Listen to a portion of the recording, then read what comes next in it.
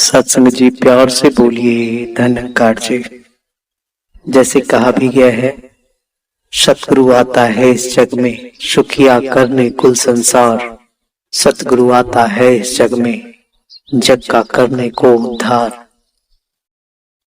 हमेशा से ही युग चाहे कोई भी हो, सतगुरु का जब भी अवतार हुआ है इंसान के कल्याण के लिए, मानवता के उत्थान के लिए और हर जीव का भला हो सके, इस उद्देश्य से ही सतगुरु धराधाम पे अवतरित होते रहे हैं।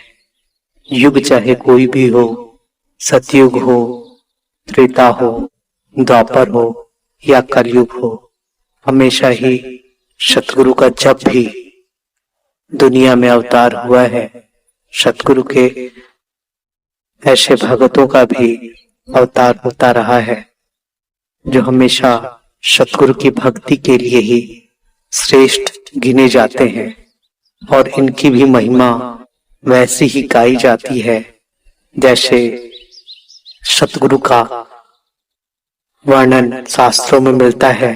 वैसे ही इनके भक्तों की भी गिनती की जाती है।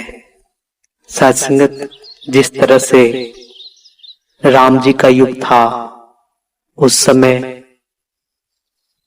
सबरी जैसे भक्तों की भी गिनती होती है जिन्होंने नौधा भक्ति प्रभु श्री राम से प्राप्त की थी। ठीक उसी तरह से परिवार के सदस्य के रूप में भरत जी भी अपने सतगुरु के प्रति समर्पित थे और एक त्याग का उदाहरण उन्होंने भी पेश किया था। इसी तरह से सत्संगत भगत शिरोमणि हनुमान जी की भी गिनती आती है जिन्होंने हमेशा ही प्रभु के कार्य को श्रेष्ठता दिया, प्रभु की भक्ति को महत्ता दिया और ये प्रयास करते रहे कि प्रभु खुश रहे। और जैसे जैसे प्रभु का आदेश आया, हमेशा अपने प्रभु के आदेश को मानते हुए हमेशा खुशहाली में प्रभु के यशोगान में जीवन बिताते गए। सत्संगत द्वापर युग में भी ऐसा ही देखने को मिला और द्वापर में भी जहां एक जिज्ञासु भगत के रूप में अर्जुन को हम सभी जानते हैं, वहीं पे उद्धव को भी जानते हैं, वहीं पे राधा को भी जानते हैं। कहीं न कहीं ऐसे भक्तों की गिनती चुनिंदा तरीके से ही की गई है। भक्तों की संख्या ज्यादा नहीं होती और सत्संगत जो समर्पित होते हैं, जो गुरु के आदेश और गुरु के प्रति निष्ठावान होते हैं, उनका जीवन ही महान हो जाता है। हमेशा से ही चाहे नानक देव जी का युग हो या सत्संगत जीसस क्राइस्ट का युग हो, रामकृष्ण परमहंस का युग हो, हमेशा से ऐसे भक्तों की गिनती हुई है कि भक्तों ने अपने सतगुरु की महिमा का बखान करने में सारे संसार में ऐसा परचम लहराया है कि सतगुरु का यह सुगान भी हो जाता है और ऐसे भक्तों की भी गिनती होती रही है जो श्रेष्ठ भक्तों में गिने जाते रहे हैं। आओ सत्संगत, आज एक विशेष विषय पर दादा साहब महापुरुषों के चरणों में परम श्रद्धेय महात्मा मिशन के प्रधान रह चुके महात्मा पूज्य JRD सत्यार्थी जी के जीवन पर विशेष जीवन दर्शन के रूप में आप महापुरुषों के चरणों में रखने जा रहा है। आशा है ऐसे दिव्य महात्मा जिन्होंने बाबा अवतार सिंह जी, बाबा गुरबचन सिंह जी, बाबा हरदेव सिंह जी और सतगुरु माता शबिंदर हरदेव जी महाराज जैसे सतगुरु के चरणों में जीवन की यात्रा को समर्पित किया। हर भगत के मन के ऊहापोह को मन में उठ रहे प्रश्नों को सहजता से ही आप सतगुरु के चरणों में रखते थे और उसके समाधान का जो भी सतगुरु के मुखारबिंद से शब्द आते थे वो आप लिखित रूप में पुस्तकों में लिखते थे, ताकि आने वाले जनमानस को जो निरंकारी मिशन से जुड़ते जाएंगे उनको इन प्रश्नों का सहजता से जवाब प्राप्त हो सके। आप सत्य के पथ के पथिक थे, इसलिए आपने अपने नाम के साथ गुरु की कृपा से सत्यार्थ ही जोड़ा कि जीवन में सत्य रूपी अर्थ को बसा लिया जाए, ऐसी गुरु की भक्ति की जाए तो आपको आपके नाम के साथ JRD सत्यार्थी के नाम से जाना जाता था। प्यार से मिशन में आपको शास्त्री जी के नाम से भी बुलाया जाता था। आप शास्त्रों का गहन अध्ययन किए हुए थे। हर क्षेत्र में आपको शास्त्र का विशेष ज्ञान प्राप्त था। कहीं भी किसी जिज्ञासु भगत के मन में जो शंकाएं उठती थी, जो भी प्रश्न उठता था, वो महात्मा आपके चरणों में अगर उन प्रश्नों को रखते थे तो आप शास्त्रानुकूल उन प्रश्नों का समुचित और सही जवाब देते थे। इससे एक जिज्ञासु भगत के मन का संशय भी मिट जाता था और उसकी भक्ति भी सतगुरु के प्रति समर्पित हो जाया करती थी। आप हमेशा से ही सतगुरु के प्रति समर्पित एक भगत, एक जिज्ञासु, एक अनुभवी संत के रूप में गिने जाते रहे हैं। आपने जीवन पर्यंत हमेशा ही सतगुरु के वचनों को जीवन में उतारा। हमेशा ही आपने सतगुरु के वचन को सिर माथे रखा और हमेशा हर गुरसिख को यही सिखाते रहे कि सतगुरु के जो भी वचन आते हैं उसे मानने वाला ही श्रेष्ठ भगत होता है। संत निरंकारी मंडल के प्रधान JRD सत्यार्थी जी का जन्म जिला झंग के गांव चोदिया, जो अभी पाकिस्तान में है, में हुआ था। पूज्य JRD सत्यार्थी जी के पिता श्री भागमल आहूजा और माता श्रीमती जीवन देवी का परिवार मध्यम वर्गीय परिवार था। माता जी का देहांत उस समय हो गया जब JRD सत्यार्थी जी मात्र 5 वर्ष के थे। पूज्य JRD सत्यार्थी जी का जन्म 4 मई 1930 में हुआ। प्राथमिक शिक्षा गांव के समीप और फिर काशी राम आर्य हाई स्कूल सरगोधा में हुई। तदुपरांत पानीपत के प्रसिद्ध आर्य हाई स्कूल में शिक्षा ग्रहण की। विभाजन के बाद यह परिवार देश की राजधानी दिल्ली में आकर बसा तो साहित्यिक और धार्मिक संस्कारों का पोषण और पल्लवन होने लगा। बाद में मुखरित होकर पूज्य सत्यार्थी जी भी आध्यात्मिक संत और स्थापित साहित्यकार के रूप में समाज के अति लोकप्रिय हो गए। युवावस्था में सत्यार्थी जी सामाजिक कार्यों में भी व्यस्त रहे। वे सरगोधा के आर्य कुमार सेवा एवं आर्य वीर दल के सदस्य भी रहे।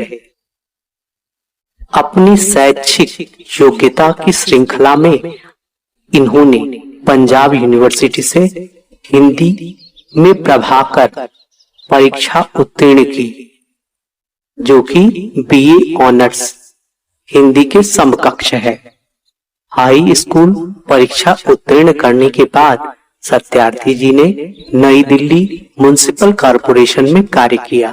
साथ ही सामाजिक कार्यों में, समाज सेवा और जन कल्याण में आपका रुझान ज्यों का त्यों बना रहा। सन 1954 में सत्यार्थी जी का विवाह सुश्री राम दुलारी जी के साथ संपन्न हुआ। शास्त्री जी के अग्रज पूज्य सोहनलाल जी कालका जी दिल्ली में मिशन के मुखी के रूप में सेवा निभाते रहे, इसलिए वह मिशन के अनेक संत महात्माओं को भली भांति जानते थे। सन 1957 में मेहरौली के महान संत और श्रेष्ठ कवि महात्मा श्री B.S. कमला जी के द्वारा उन्हें ब्रह्म ज्ञान की प्राप्ति हुई। ज्ञान के प्रति तीव्र जिज्ञासा होने के कारण उन्होंने अनेक संतों से, जैसे प्रोफेसर J.S. पुरी जी, पूज्य निर्मल जोशी जी से अपनी शंकाओं का समाधान किया।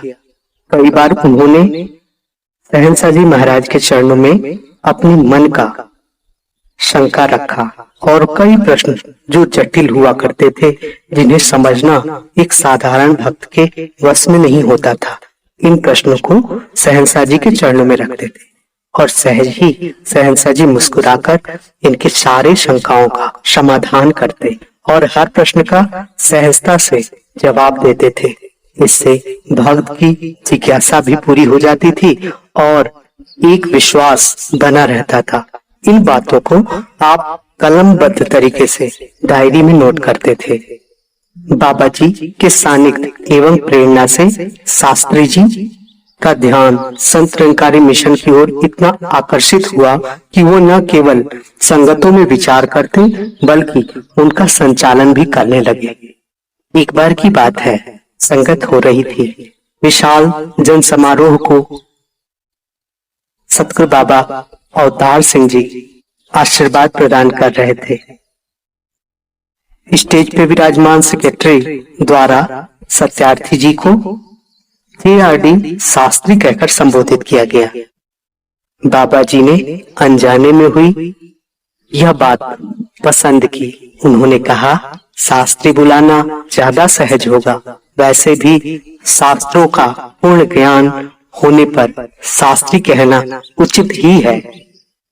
युग प्रवर्तक बाबा गुरबचन सिंह जी के समय से ही सत्यार्थी जी पूर्ण रूप से निरंकारी मिशन की सेवाओं से जुड़ चुके थे। 1965 में आप संत निरंकारी कॉलोनी में आकर रहने लगे। इससे आप गुरु परिवार के समीप आए और आप बहन निरंजन जी, मनमोहन जी, जगजीत जी एवं स्वर्ण जी को पढ़ाते रहे। यहाँ तक कि उन्होंने बाबा हरदेव सिंह जी महाराज की बाल्यकाल की आवश्यकताओं को भी पूरा ध्यान में रखा और एक संरक्षक का दायित्व निभाते रहे। पूज्य सत्यार्थी जी बाबा गुरबचन सिंह जी के साथ कल्याण यात्राओं में हमेशा शामिल रहते थे। इसके साथ साथ उन्होंने अनेक संत महात्माओं, सामाजिक लेखकों एवं अनेक महत्वपूर्ण हस्तियों से विचार विमर्श करके मिशन के प्रचार प्रसार में महत्वपूर्ण योगदान दिया। सन 1965 में धुलिया महाराष्ट्र में बाबा जी के साथ एक यात्रा के दौरान जब अनेक लोगों ने ब्रह्म ज्ञान प्राप्ति की इच्छा जताई, तब बाबा गुरबचन सिंह जी के निर्देशानुसार शास्त्री जी ने ब्रह्म ज्ञान की दात प्रदान की। इस प्रकार वे लोकप्रिय प्रचारक के रूप में भी पहचाने जाने लगे। उन्होंने सरकारी नौकरी छोड़कर पूर्ण रूप से मिशन की सेवा करने का निश्चय किया और यह तय किया कि आजीवन ही वो गुरु भक्ति में अपनी सेवाएं समर्पित करते रहेंगे। बाबा गुरबचन सिंह जी एवं उनके बाद हृदय सम्राट सतगुरु बाबा हरदेव सिंह जी महाराज के साथ आपने अनेक कल्याण यात्राएं की,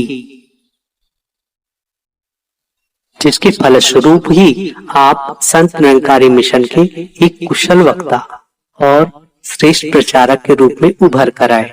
देश ही नहीं बल्कि विदेशों में भी शास्त्री जी ने अनेक कल्याण यात्राएं की। मिशन की विचारधारा को भली भांति जानकार होने के कारण वे लोगों को हर प्रकार की भ्रांतियों और संदेहों का निराकरण करते और पूर्ण रूप से वो लोगों को मिशन के सिद्धांतों को समझाने में सक्षम रहते थे। सन 1989 में अखिल भारतीय कार्यकारी समिति का गठन हुआ, जिसमें शास्त्री जी ने एक सम्मानित सदस्य के रूप में अहम भूमिका निभाई। उसी वर्ष उन्होंने सतगुरु के निजी सचिव होने का दायित्व संभाला। यह दायित्व वे बाबा गुरबचन सिंह जी के समय से अभी तक भली भांति निभाते चले आ रहे थे। 1997 में वे बाबा हरदेव सिंह जी के निर्देशानुसार कार्यकारिणी समिति के सदस्य नियुक्त किए गए और प्रचार प्रसार विभाग के प्रभारी भी बनाए गए। प्रचार विभाग के प्रभारी के रूप में वे मिशन के सभी प्रचारकों को सफल मार्गदर्शन करते रहे। साथ ही उनकी पब्लिकेशन एवं कंप्यूटर व इंटरनेट विभाग में भी अहम भूमिका। 2006 से 29 मई 2018 तक उन्हें संत निरंकारी मिशन का प्रधान के रूप में हम सभी देखा। तब से वे निरंकारी मिशन के प्रधान के रूप में अपनी भूमिका निभाते रहे। बाबा हरदेव सिंह जी महाराज ने पूज्य सत्यार्थी जी को संत निरंकारी चैरिटेबल फाउंडेशन के अध्यक्ष के रूप में भी नियुक्त किया। शास्त्री जी का मिशन के साहित्य और पत्र पत्रिकाओं में प्रकाशन विभाग में बहुत बहुमूल्य योगदान रहा है। लंबे समय तक शास्त्री जी संत निरंकारी पत्रिका के संपादक के रूप में भी कार्य करते रहे हैं। उनकी प्रथम पुस्तक अंधकार से प्रकाश की ओर सन 1976 में प्रकाशित हुई। गुरुदेव हरदेव भाग 1 व भाग 2 पूज्य सत्यार्थी जी द्वारा लिखित सर्वाधिक लोकप्रिय पुस्तकें हैं। ये पुस्तकें आज भी निरंकारी साहित्य में विशेष स्थान बनाए हुए हैं। सन 1999 में प्रकाशित हुई उनकी पुस्तक कुलवंत परम पूजनीय राजमाता जी के जीवन दर्शन एवं उनके विचारों पर आधारित है। राजमाता जी के ऊपर आधारित माँ तुझे सलाम भी उनकी एक अत्यंत लोकप्रिय पुस्तक है। उनकी एक और रचना पूर्णत्व की ओर संत निरंकारी मिशन के संदर्भ में ईशोपनिषद की व्याख्या करती है। सन 2000 में प्रकाशित शास्त्री जी की एक और रचना शहंशाह एवं 2002 में आई जीवन शिक्षक निरंकारी मिशन के सतगुरु बाबा अवतार सिंह जी एवं बाबा गुरबचन सिंह जी के जीवन पर आधारित अमूल्य रचनाएं हैं। नवंबर 2002 में संकलित संपूर्ण अवतार वाणी शब्दार्थ निरंकारी प्रचारकों एवं अनुवादकों के लिए अत्यंत सहायक पुस्तक है। अप्रैल 2000 में यूके के कुछ अन्य देशों में कल्याण यात्राओं के दौरान उनके साथ रहे महात्मा श्री HS उपासक जी शास्त्री जी के व्यक्तित्व से इतने प्रभावित हुए कि उन्होंने इनके विचारों पर आधारित पुस्तक सच दी राह की रचना की। इस प्रकार शास्त्री जी ने एक सच्चे गुरसिख के रूप में सतगुरु एवं मिशन की सेवा की।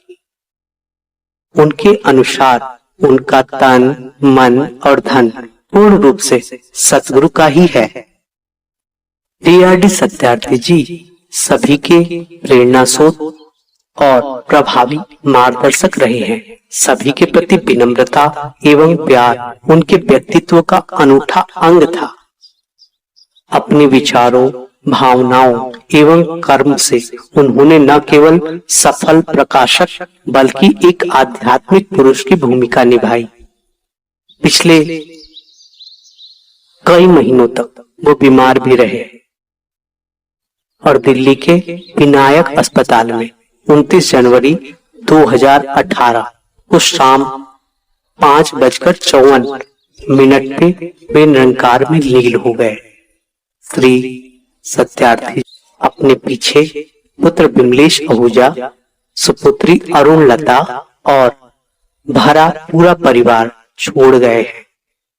29 जनवरी 2018 को आपने ब्रह्मलीन होने की सूचना के समय मुंबई में महाराष्ट्र का 51वां वार्षिक संत समागम चल रहा था। उसी समय सतगुरु माता जी ने अपने प्रवचन में आपके मिशन में विशेष योगदान की सराहना की और कहा कि संतों का जीवन ऐसा ही होना चाहिए। आपकी अंतिम यात्रा अत्यधिक सम्मान पूर्वक संत निरंकारी कॉलोनी दिल्ली से निगम बोध घाट की ओर पहुंची, जिसमें संत निरंकारी मिशन और संत निरंकारी चैरिटेबल फाउंडेशन के अनेक सदस्य शामिल हुए। केंद्रीय सेवा दल के अधिकारी और बड़ी संख्या में साध संगत भी उपस्थित थे। आइए ऐसे संत जिन्होंने आजीवन ही सतगुरु की सेवा में अपने आप को समर्पित किया, हर समय गुरु के वचनों के प्रति इनकी विश्वास, इनकी धारणा हमेशा लोगों को प्रेरित करती रहेगी। इनके द्वारा लिखी गई महान पुस्तक, चाहे गुरुदेव हरदेव हो, जीवन शिक्षक हो या शहंशाह हो या कुलवंत हो, साधसंगत हर पुस्तक अपने आप में निरंकारी मिशन के महान पुस्तकों में से गिनी जाती है। आइए हम सभी इनके द्वारा संकलित पुस्तकों का अध्ययन करें और निरंकारी मिशन के दर्शन को समझें, ताकि हमारे जीवन में जो सतगुरु चाहते हैं उनके वचनों को, उनके शास्त्री जी की कलम से जो कुछ भी सतगुरु ने लिखवाया है उसे हम सभी समझें, उसे हृदयंगम करें और सतगुरु के वचनों को जीवन में उतारते हुए जीवन को आनंद से ओत-प्रोत करते चले जाएं। इसी शुभकामना के साथ ऐसे संत को सत सत नमन, सत सत नमन, सत सत नमन। साध संगत जी, धन्यवाद जी।